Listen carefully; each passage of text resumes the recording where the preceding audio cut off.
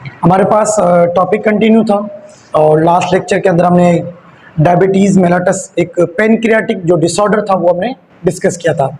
आज ये हमारा लास्ट टॉपिक होगा एंडोक्राइन सिस्टम का। उसके बाद एक छोटा सा टॉपिक है फीडबैक का, वो वहाँ पर नेक्स्ट लेक्चर के अंदर हम समझेंगे। आज हमें दो ग्लैंड्स के बारे में समझना है, खास करके एक ग्लैंड्स जो होते हैं वो एडर्नल ग्लैंड है। इनसे हार्मोन कौन कौन से बन रहे हैं, इनका काम क्या है। और उसके बाद है गोनेट्स। गोनेट्स एक किस्म के ग्लैंड्स हैं, खास करके कुछ मेल के अंदर है, ठीक है, जैसे कि टेस्टिस मेल के अंदर मिलेंगे और फीमेल के अंदर ओवेरी या ओवेरीज भी इसको कहते हैं। तो आज के इस लेक्चर के अंदर हम पढ़ेंगे इन ग्लैंड्स का काम क्या है, ये कौन कौन से हार्मोन सीक्रेट करते हैं जो आपके एग्जाम पॉइंट ऑफ व्यू के हिसाब से काम के हैं, ठीक है। अब स्टार्ट करें। सबसे हमारे पास यहाँ पर जो पहला ग्लैंड है उसका नाम क्या है, यहाँ पर लिखा हुआ है एडर्नल ग्लैंड, ठीक है। इससे पहले हमने पिट्यूटरी ग्लैंड पढ़ा था, थायराइड ग्लैंड पढ़ा था, पेनक्रियाज पढ़ा था, तो तीन ग्लैंड हम पहले पढ़ चुके हैं। ये आपकी बुक का चौथा ग्लैंड है, ठीक है, ये फोर्थ ग्लैंड है और ये वाला आपका कौन सा होगा, फिफ्थ ग्लैंड, पांचवा ग्लैंड है।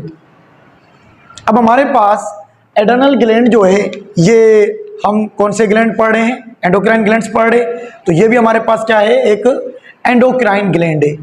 अगर हम बात करें एडर्नल ग्लैंड ये होते कहाँ पर हैं, तो एडर्नल ग्लैंड हमारी जो किडनीज मौजूद होती हैं, ठीक है, ये जो हमारी किडनीज नजर आ रही हैं आपको, जैसे कि हमारे पास दो किडनीज हैं, राइट साइड और लेफ्ट साइड, ये किडनी है दूसरी किडनी, इन दो किडनीज के ऊपर दो ये ग्लैंड प्रेजेंट होते हैं। ये वाले जो आपको ट्राइंगुलर शेप के जो नजर आ रहे हैं, तीन कॉर्नर वाले, ये आपको कहाँ पर नजर आएंगे, किडनी के ऊपर नजर आएंगे, ठीक है। तो इसकी अगर पोजीशन की अगर पता करें तो ये कहाँ पर होते हैं, टॉप पर होते हैं, ठीक है, टॉप ऑफ ईच किडनी। दो किडनी है, दोनों किडनी के ऊपर एडर्नल ग्लैंड प्रेजेंट है, तो इसका मतलब ये किस फॉर्म में होंगे, ये पेयर में होते हैं, ठीक है। तो ये एडर्नल ग्लैंड आपको क्या क्या मिलेंगे, पेयर में मिलेंगे, दो ग्लैंड है, एक राइट साइड वाली किडनी के ऊपर मौजूद है, दूसरा लेफ्ट साइड वाली किडनी के ऊपर मौजूद है। इसके अलावा शेप किसकी है, इसकी शेप ये जो आपको नजर आ रही है ये ट्राइंगुलर शेप होता है, थ्री कॉर्नर वाला, ठीक है। तो आप इसको ये भी कह सकते हैं इसकी शेप क्या है, ट्राइंगुलर, ठीक है, तीन कॉर्नर वाली इसकी शेप है। अब ये तो कुछ इसका इंट्रोडक्शन है। अब ये किडनी के ऊपर जो मौजूद होते हैं इनका ज़्यादातर जो रोल है, किडनी के साथ भी इनके काम करते हैं, बॉडी के अंदर और भी काम करवाते हैं।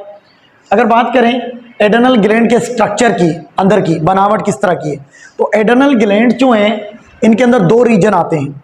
एडर्नल ग्लैंड को जब हम कट करके देखेंगे इस तरह से, जैसे कोई ये ग्लैंड है, ठीक है, इस ग्लैंड को हमने क्रॉस सेक्शन किया, बीच में से कट किया, तो इसके अंदर से दो चीज़ें नजर आएंगी। एक हिस्सा जो नजर आएगा ये बाहर वाला नजर आ रहा है आपको, जो ब्लैक वाला नजर आ रहा है, ये वाला, ये जो आपको रीजन नजर आ रहा है ये वाला कहलाता है आउटर पार्ट।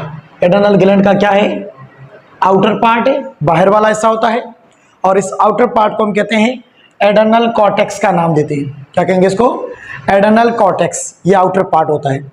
फिर जब हम अंदर जाते हैं तो ये अंदर आपको जो रीजन नजर आ रहा है, ये वाला जो रीजन नजर आ रहा है, ये वाला आपको रीजन, इसको हम नाम क्या देंगे, इनर पार्ट। और इनर पार्ट को यहाँ पर हम नाम क्या दे देंगे, एडर्नल मेडुला।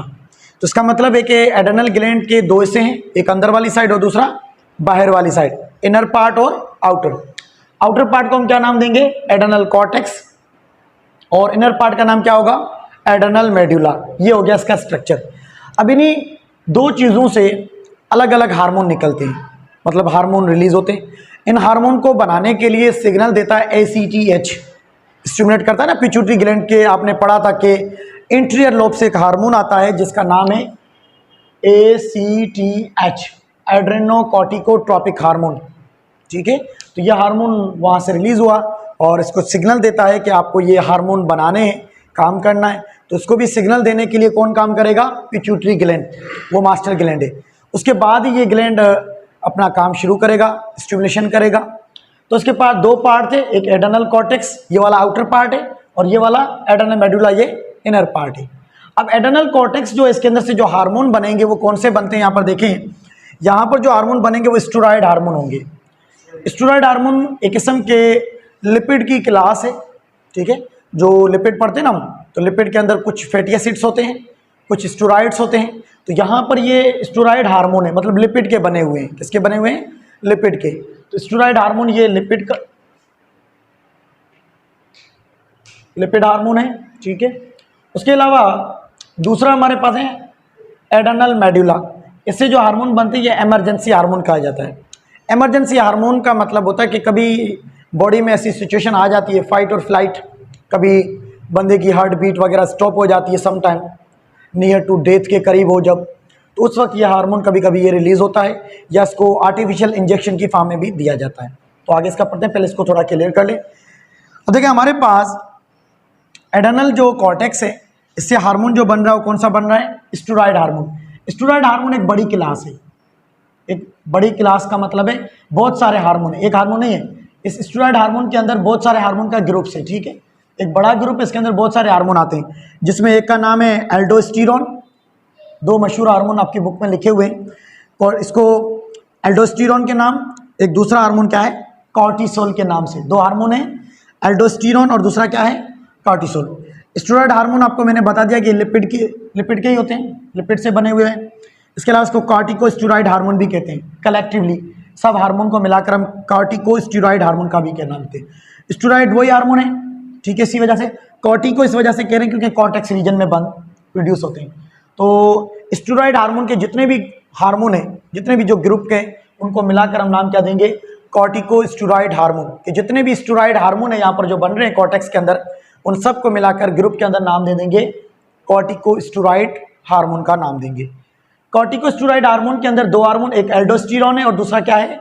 कॉर्टिसोल है। तो ये आपको याद रखना है कि एड्रेनल कॉर्टेक्स जो रीजन है, आउटर पार्ट, वहाँ से दो हार्मोन, एक एल्डोस्टेरोन और कॉर्टिसोल, ये दो हार्मोन कहाँ से बनते हैं? कॉर्टेक्स से, और कॉर्टेक्स से रिलीज होकर ये ब्लड में जाते हैं डायरेक्टली। कहाँ जाएंगे? ब्लड में, क्योंकि एंडोक्राइन है तो डायरेक्टली ब्लड में। पूछेंगे कि कहाँ जाएंगे? किडनी में जा रहे हैं, लिवर में जा रहे हैं, मसल्स में, तो डायरेक्ट नहीं जाए, ये डायरेक्ट ब्लड में जाएंगे। फिर ब्लड का काम है इसको कहाँ पर भी लेके जाए, ठीक है। एल्डोस्टेरोन ये हार्मोन काम क्या करता है, कब रिलीज होगा? जब ब्लड प्रेशर लो होगा। क्या होगा? ब्लड प्रेशर बॉडी के अंदर, जब ब्लड के प्रेशर की या ब्लड का वॉल्यूम कम होगा, उस वक्त ये एल्डोस्टेरोन यहाँ से रिलीज होगा। एड्रेनल कॉर्टेक्स आउटर पार्ट से क्या रिलीज होगा? एल्डोस्टेरोन। कब? लो ब्लड प्रेशर, जब ब्लड प्रेशर कम होगा। दूसरा, ब्लड के अंदर सोडियम आयंस की कंसंट्रेशन क्या हो जाएगी? कम, उस वक्त ये रिलीज होगा। ये क्या करेगा? किडनी के पास जाएगा और किडनी के अंदर रीअब्जॉर्प्शन करवाएगा सोडियम आयंस वगैरह की, ताकि ब्लड प्रेशर को वापस क्या किया जाएगा? मेंटेन किया जाए, ठीक है। तो ये उस वक्त ये रिलीज होगा। दूसरा है कॉर्टिसोल। कॉर्टिसोल एक किस्म का हार्मोन है, ये एड्रेनल कॉर्टेक्स से रिलीज हो रहा है। ये भी एक किस्म का स्टेरॉयड हार्मोन है। ये खास करके उस वक्त हमारी बॉडी में रिलीज होता है जब कोई इन्फ्लेमेटरी कंडीशन हो जाती है, कि बॉडी के अंदर कोई इन्फ्लेमेशन हो जाता है, उसको ठीक करने के लिए, उन सेल टिश्यू या कोई सेल डैमेज हो गए हैं तो उनको ठीक करने के लिए ये हार्मोन रिलीज होता है। तो लिखा है it is response to illness. जब बॉडी के अंदर किसी किस्म की कोई इलनेस हो जाती है, कोई इन्फ्लेमेशन हो जाता है, ये उस वक्त ये रिस्पॉन्स करते हैं, तो बॉडी को ठीक करने के लिए। इसके अलावा ये अभी इंजेक्शन की फॉर्म में भी आता है, तो कभी कभी कोई इन्फेक्शन हो जाता है बॉडी में, फिर कॉर्टिसोल के नाम से इंजेक्शन भी आते हैं, कॉर्टिकोस्टेरॉइड्स के नाम से कुछ इंजेक्शंस भी आते हैं, ठीक है। और दूसरा है, एक और काम करते हैं कॉर्टिसोल। कॉर्टिसोल कभी कभी ग्लूकोज की लेवल कम हो जाए ब्लड के अंदर, तो ये उसके साथ हेल्प करते हैं, ग्लूकोज को प्रोडक्शन में हेल्प करते हैं। क्या करते हैं? ये ग्लूकोज की प्रोडक्शन करवाते हैं, ताकि ब्लड के अंदर ग्लूकोज की लेवल ये भी मेंटेन करने में हेल्प कर रही होती है। तो ये दो हार्मोन थे, एड्रेनल कॉर्टेक्स से रिलीज हो रहे थे। दूसरा है adrenal medulla. Adrenal medulla inner part है, ठीक है। ये आपके पास जो एड्रेनल ग्लैंड है उसका कौन सा पार्ट है? Inner part. इसका मतलब यहाँ से ये हार्मोन बनेंगे, इसके अंदर से बनते हैं और यहाँ से रिलीज होते हैं, डायरेक्टली ब्लड में जाएंगे। अब एड्रेनल जो रेनल मेडुला है, सॉरी एड्रेनल मेडुला जो है, एड्रेनल मेडुला से जो हार्मोन है इनका नाम होता है इमरजेंसी हार्मोन कहा जाता है इनको। क्या कहा जाएगा? Emergency hormone. क्योंकि ये उस कंडीशन में रिलीज होते हैं जब बॉडी के अंदर कौन सी कंडीशन हो? फाइट और फ्लाइट वाली कंडीशन। फाइट और फ्लाइट का मतलब है कि बॉडी में ऐसी कंडीशन आ जाए कि आपके मसल्स को ब्लड ज़्यादा चाहिए, आपके ब्रेन को ब्लड ज़्यादा चाहिए, आपके हार्ट के मसल्स को ब्लड सप्लाई ज़्यादा चाहिए। उस वक्त क्या होता है कि खास करके एंड द टाइम कभी इमरजेंसी कंडीशन में ब्लड सप्लाई बंद हो जाए तो बंदे की डेथ होने के चांसेस होते हैं। तो उस वक्त ये हार्मोन रिलीज होते हैं, इस वजह से इनको कहा जाता है इमरजेंसी हार्मोन। इसी तरह ये इंजेक्शंस की फॉर्म में भी आते हैं, आर्टिफिशियल भी। तो जो लोग इमरजेंसी कंडीशन आ जाती है कि मतलब हार्ट बीट स्टॉप हो गई है, फिर वो एंड स्टेज पर उस इंजेक्शन की फॉर्म में दिए जाते हैं ताकि कुछ हार्ट बीट वगैरह को चलाया जाए। ठीक है, तो ये हार्ट को ज़्यादा चलाने के लिए, ब्रेन को एक्टिवेट करने के लिए, वहाँ पर ब्लड को पहुँचाने के लिए ये हार्मोन काम करते हैं। तो ये एड्रेनल मेडुला से जो हार्मोन बनते हैं उनको कहते हैं एमरजेंसी हार्मोन। तो ये दो तरह के हैं, एक का नाम है एपिनेफ्राइन और दूसरे का नाम क्या है, नोर एपिनेफ्राइन। एपिनेफ्राइन और नोर एपिनेफ्राइन आपको नाम याद रखने हैं। नोर एपिनेफ्राइन आपके सिलेबस में नहीं है लेकिन नाम याद रखिएगा। ठीक है, एपिनेफ्राइन के बारे में पढ़ते हैं, इनका काम क्या है जो आपकी बुक में बताया गया। एपिनेफ्राइन एक किस्म का हार्मोन है, ये इसका दूसरा जो नाम है इसको एड्रेनलिन भी कहा जाता है। इसको क्या कहा जाता है, एड्रेनलिन हार्मोन भी कहा जाता है या इमरजेंसी हार्मोन भी हम कह सकते हैं इसको सिंपली। अब जो एड्रेनलिन है या एपिनेफ्राइन हार्मोन है, ये उस वक्त रिलीज होगा जब बॉडी में क्या आ जाएगी, इमरजेंसी कंडीशन, फाइट फ्लाइट वाली। तो अचानक जब से ये हार्मोन ब्लड में रिलीज होगा तो ब्लड के अंदर मेटाबॉलिक एक्टिविटीज बढ़ जाएंगी क्योंकि एनर्जी ज़्यादा चाहिए। बंदा जो डेथ के करीब है उसको एनर्जी ज़्यादा चाहिए, तो मेटाबॉलिक एक्टिविटीज़ ये क्या करवाता है, फास्ट करवाता है। दूसरा ये ब्रोंका को डायलाइट करेगा। ब्रोंका आपने सुना था कहाँ पर होती है, लंग्स के अंदर। आपने पढ़ा था ना कि लंग्स के अंदर जो होती है वो कहाँ होती है, ब्रोंकाई होती है। तो ब्रोंकाई को डायलेट करेंगे। ब्रोंकाई जो नैरो थी, अब इसी हार्मोन एड्रेनलिन की वजह से वो ब्रोंकाई डायलेट हो जाएंगी, एरिया बड़ा हो जाएगा। और एरिया बड़ा होने के क्या होगा कि ब्लड का जो ऑक्सीजन जो होगी, एयर का फ्लो जो होगा वो क्या होगा, ज़्यादा होगा। तो लंग्स को ऑक्सीजन ज़्यादा मिलेगी जिसकी वजह से बॉडी के टिश्यू को ऑक्सीजन ज़्यादा सप्लाई होगी क्योंकि ऑक्सीजन ज़्यादा चाहिए, मेटाबॉलिक एक्टिविटीज़ फास्ट हो रही हैं। उसके अलावा ब्लड वेसल्स को ये डायलेट करता है। जो खून की नालियाँ है ना, आपको पता है ब्लड सप्लाई करने का काम किसका है, हार्ट का है। तो ये हार्मोन क्या करेगा, ब्लड के फ्लो को फास्ट करवाएगा ताकि वो ब्लड आपके ब्रेन तक ज़्यादा जाए, आपके हार्ट के मसल्स को खुद मिले, बॉडी के मसल्स को ये ब्लड ज़्यादा मिले, और थोड़ी बहुत स्टॉप कर देता है ताकि किडनी के अंदर उनका ब्लड का फ्लो कम हो जाए, ताकि दूसरे पार्ट में ब्लड का फ्लो ज़्यादा हो जहाँ पर ज़रूरत होती। ठीक है, तो जहाँ पर ज़रूरत होगी तो वहाँ पर ये ब्लड ज़्यादा जाएगा। तो उस वक्त क्या ज़रूरत होगी कि ब्लड वेसल जो डायलेट हो जाएंगी, अंदर से उनका ल्यूमन जो एरिया होगा अंदर क्या हो जाएगा, थोड़ा बड़ा हो जाएगा ताकि ब्लड ज़्यादा का ज़्यादा बॉडी के टिश्यू को मिल सके। ठीक है, तो ये मैंने लिखा ब्लड वेसल डायलेट कहाँ कहाँ ब्लड को सप्लाई करेंगी, ज़्यादातर ब्रेन हो गया, हार्ट हो गया, और बॉडी के जो मसल्स होते हैं उनको ज़्यादा ब्लड ये देने का काम करते हैं। तो इसी वजह से इनको कहा जाता है इमरजेंसी हार्मोन। ठीक है, तो ये आपका था एड्रेनल ग्लैंड के बारे में। उसके बाद आ जाए एक और ग्लैंड है जिसका नाम है गोनेट्स। ठीक है, गोनेट्स मोस्ट इंपॉर्टेंट हार्मोन है जो मेल और फीमेल को डिफरेंशिएट करते हैं, इनको फ़र्क बताते हैं। और फीमेल के अंदर अगर प्रेगनेंसी हो रही है, ठीक है, फीमेल के अंदर ब्रेस्ट की साइज़ इंक्रीज़ हो रही है, तो ये सेकेंडरी कैरेक्टर्स भी कुछ ग्लैंड्स हैं उनके हार्मोन बनते हैं उनकी वजह से। इसी तरह मेल के अंदर भी कुछ ग्लैंड्स हैं जिसका नाम है टेस्टिस, उनसे हार्मोन बनते हैं। और वही हार्मोन खास करके सेकेंडरी कैरेक्टर्स, आवाज़ का भारी होना, ठीक है, दाढ़ी आना, मूछें आना, ये काम कर रहा होता है। स्पर्म की प्रोडक्शन, तो ये काम करते हैं, दो हार्मोन होते हैं, एक मेल के अंदर और दूसरा फीमेल के अंदर। तो गोनेट्स एक किस्म के रिप्रोडक्टिव ऑर्गन्स हैं। ठीक है, गोनेट्स क्या हैं, रिप्रोडक्टिव ऑर्गन है। तो गोनेट्स मेल के अंदर भी हैं और फीमेल के अंदर। गोनेट्स एक टर्म यूज कर रहे हैं रिप्रोडक्टिव ऑर्गन्स के लिए जो कॉमन है मेल के लिए भी और फीमेल के लिए भी। अगर बात करें मेल के अंदर जो गोनेट्स बनते हैं उनको, मेल के अंदर जो गोनेट्स कहेंगे, जो रिप्रोडक्टिव ऑर्गन्स होते हैं वो कौन से होते हैं, टेस्टिस। ठीक है, मेल के अंदर जो रिप्रोडक्टिव ऑर्गन है वो कौन से होंगे, टेस्टिस। और दूसरे फीमेल के अंदर जो होते हैं वो क्या होते हैं, ओवरीज। तो ये दो ऑर्गन है, मेल के अंदर टेस्टिस और फीमेल के अंदर ओवरीज। अब यहाँ से जो टेस्टिस हैं ये बनाते हैं एक किस्म के सेल बनाते हैं। टेस्टिस से क्या बनते हैं, सेल, और उन सेल को कहा जाता है स्पर्म सेल। क्या कहेंगे इसको, स्पर्म सेल। इसी तरह फीमेल के अंदर जो सेल बनेंगे उनको आप क्या नाम देंगे, एक का नाम दे सकते हैं या ओवम कह सकते हैं या ओवा का भी नाम देते हैं। ठीक है, एग या ओवा भी इसको कह सकते हैं। टेस्टिस ने क्या बनाए हैं, स्पर्म। फीमेल के अंदर जो ओवेरीज थी उसने क्या बनाए हैं, एग। ये आगे जाकर जनरेशन को कंटिन्यू करने का काम करते हैं। आगे जाकर नया बच्चा हो गया, चाहे प्लांट हो तो प्लांट के अंदर भी ऐसा काम होता है। तो रिप्रोडक्शन आगे वाले चैप्टर जो पढ़ेंगे, 5th चैप्टर, उसके अंदर इसका ज़्यादा डिटेल में पढ़ेंगे कि इनका काम क्या होता है, किस तरह ये बनते हैं। ठीक है, तो स्पर्म जो बनते हैं, तो यहाँ पर जो टेस्टिस के अंदर जो स्पर्म बनेंगे उसको प्रोसेस को नाम क्या देंगे, स्पर्म स्प्रोमेटोजेनेसिस का नाम देंगे, ठीक है, स्प्रोमेटोजेनेसिस। इसी तरह यहाँ पर जो एग बनेंगे उसको नाम क्या देंगे, oogenesis का नाम देंगे। oogenesis का मतलब है एग के बनने के प्रोसेस को कहते हैं। अब टेस्टिस जो है हमारे पास मेल के अंदर ये किस्म का पाउच होता है जिसको हम नाम देते हैं स्क्रोटम, ठीक है। इस स्क्रोटम पार्ट के अंदर छोटी छोटी ट्यूब्स होती हैं इस तरह से, ये छोटी छोटी ट्यूब्स होती हैं, नालियाँ होती हैं, और इन नालियों के अंदर क्या होता है कि स्पर्म जो हैं वो बनते हैं। क्या बनते हैं? स्पर्म। स्पर्म का मतलब कि ये वाले सेल यहाँ पर बनते हैं, फिर यहाँ से निकाल कर आगे लेकर जाने के लिए आगे एक किस्म की और ट्यूब्स होती हैं, वो कुछ ग्लैंड्स होते हैं यहाँ पर, ग्लैंड्स के अंदर सीक्रेशन बनती है, फ्लूइड कहते हैं। फिर स्पर्म और वो फ्लूइड मिलकर क्या बन जाता है? सेमिन। सेमिन बनकर बाहर निकलती है, ठीक है, और सेमिन के अंदर आपके ये स्पर्म भी मौजूद होते हैं। तो ये स्क्रोटम एक किस्म का पाउच है जिसके अंदर ये टेस्टिस मौजूद होते हैं।